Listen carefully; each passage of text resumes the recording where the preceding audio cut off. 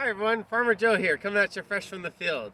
So this is the rye station. I want to talk to you about the rye. So this is called cereal rye. It's also known as fall rye because it's planted in the fall. And it's actually a grain. So what you can do is you can take it, go ahead and grab some in your hand or wait for the end of the video. But you can actually take it and peel it back, each little kernel, peel it back, and you've got this amazing little rye seed in there.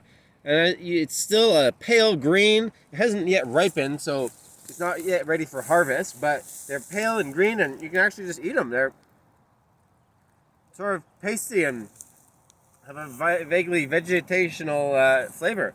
And so this is a crop that we actually don't harvest. It's a crop we really just grow to feed the soil, because when we mow it, it creates this thick mulch that underneath you can see. Like, go ahead and if you want to peel it back, you can see that, oh, right here, there's this like mycelium, like fungal mycelium growing. There's, you can probably take a minute to see, can you find an earthworm?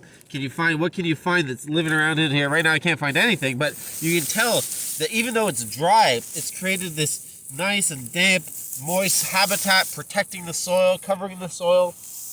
And as time goes by, this is going to transform into a clover field, because when I planted the rye last August, I also seeded clover at the same time. And so the rye grew really tall and dominant, and so the clover's just been chilling in there and surviving. And now I'm going to cut the rye next week, and it'll grow back. Here, this is where the rye maize used to go here. It's pretty cool, actually, because I mowed this area first when I made the rye maize, and then I mowed the rest of this little section. There's actually a strip of clover that's more green, and you can actually follow the clover trail if you want. So this is what we do to feed the soil and to get ready for the field for next year's veggies. And the activity here is do a race.